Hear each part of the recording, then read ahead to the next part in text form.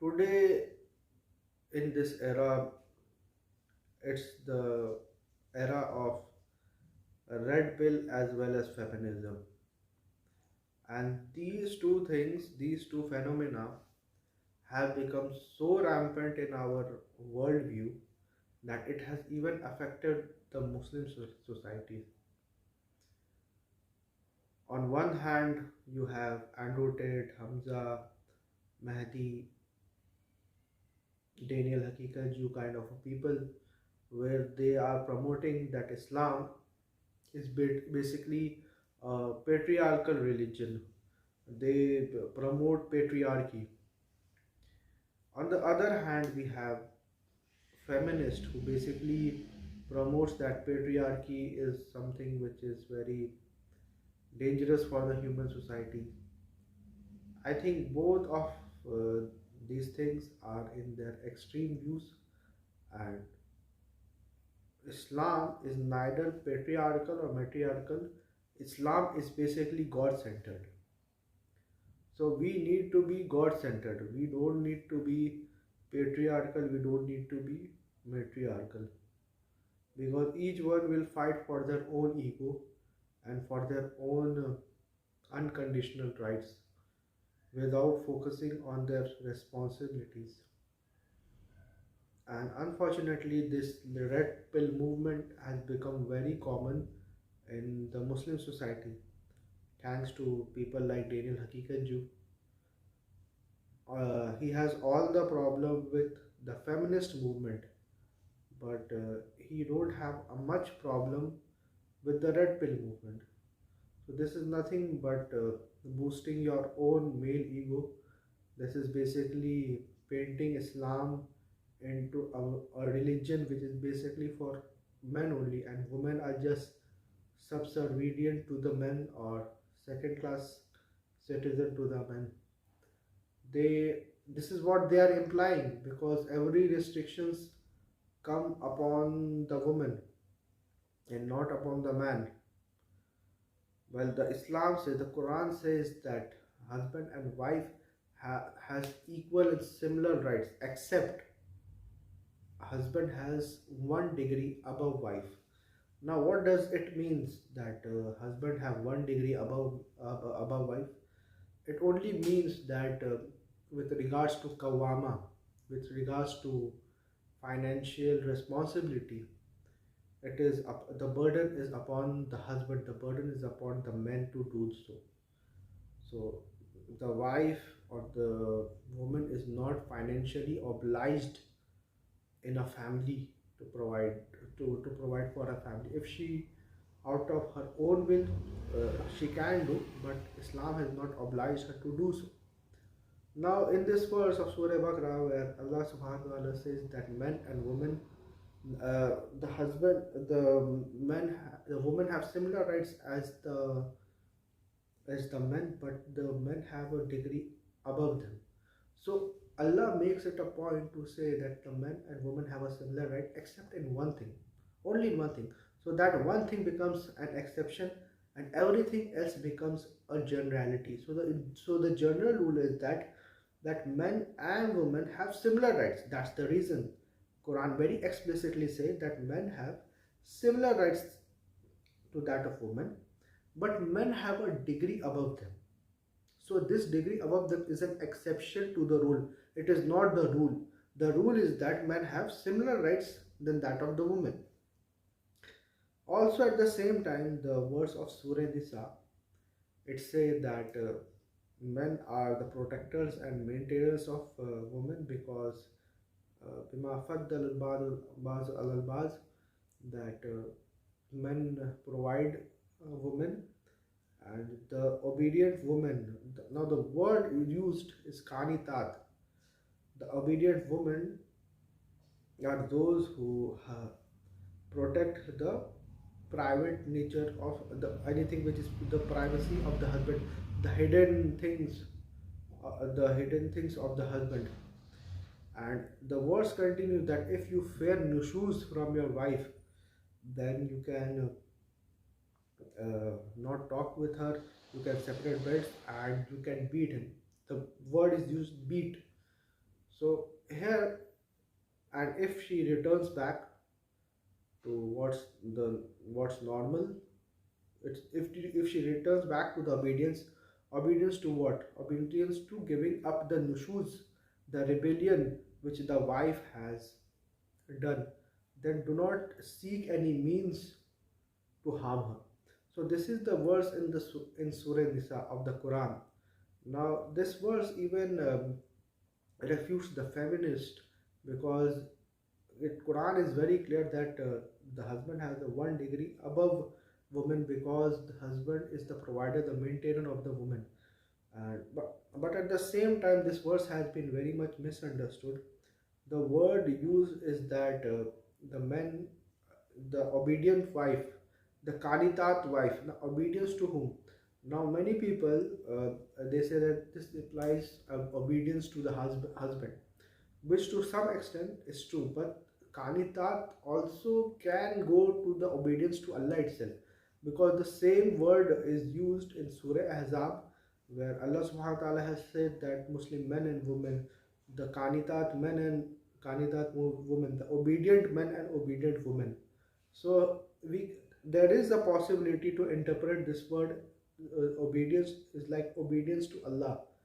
So those obedient to Allah women guide their privacy of their husband or anything which they should be hide. That what the verse says, and the verse continues and say that if the husband fear any nushuz from the wife. Now people can question what is the nushuz, rebellion.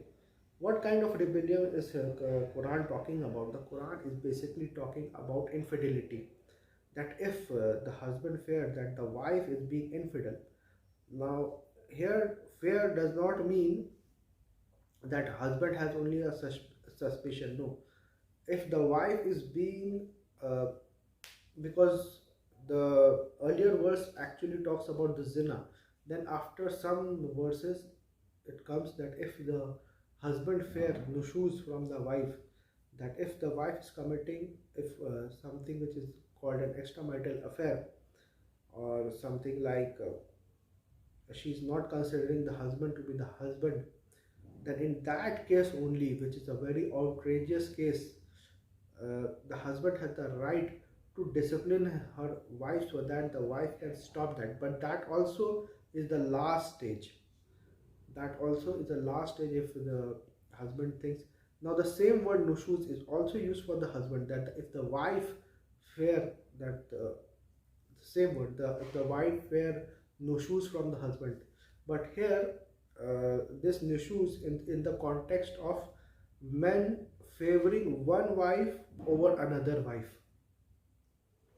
So this can happen that when can, so even this is called nushuz. So this actually proves that when a man favors one wife over another wife, this is called nushuz. In the same pattern, when a woman favors another man over his husband, this can also be considered as nushuz, because it is used in the same context. So here nushuz actually means infidelity. That if the woman is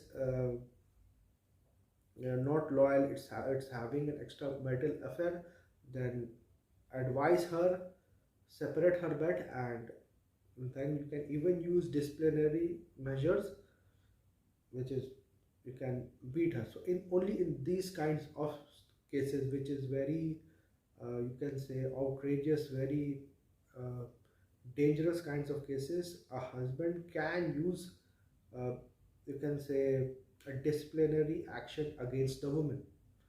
So this is what is said in this word. This word is nothing to do with the wife beating on or domestic violence. Domestic violence is haram in Islam. Harming anyone is haram in Islam. So how can anyone say that harming your wife is allowed in Islam? Also, there are other verses in the Quran which clearly says "Ashiruna bil maruf," that live with them honorably, live with them with the best customs. So, and husband and wife should live with each other uh, in the best possible ways according to the customs of that time. Now, we have a very interesting observation over here that Quran Even the hadith does not give a long list of do's and don'ts for husband and wife. These lists are basically provided by the fuqaha of their time. Now the problem comes that Quran does not provide a long list of duties of husband and wife. The reason is that the customs and the culture changes over time. So the duties and responsibilities of husband and wife changes over time. One very important example can be given in this case is that uh, uh, according to the classical scholars, uh, the husband is not obliged to spend upon the medical expenses of her wife. But today you cannot imagine husband not spending upon the medical expenses of the wife. So these things can change with the different times and different customs. So that's the reason Quran says وَآشِرُونَ بِالْمَعْرُوفِ, that live with them honorably, or will live with them within what is within the customs of that time. So this also bring an issue that can married Muslim woman can work after the marriage. क्या क्या बीवी खाविंद की इजाज़त के बगैर काम कर सकती है? देखिए, बात यह है कि जब आप एक घर बनाते हैं तो इसमें सारे काम मुआफ़क़त से करने चाहिए। इसको हुक्म देने, हुक्म मानने, आमिर और मामूर के ताल्लुक़ में बदलना नहीं चाहिए। कोई अच्छा घर इस तरह नहीं चलता।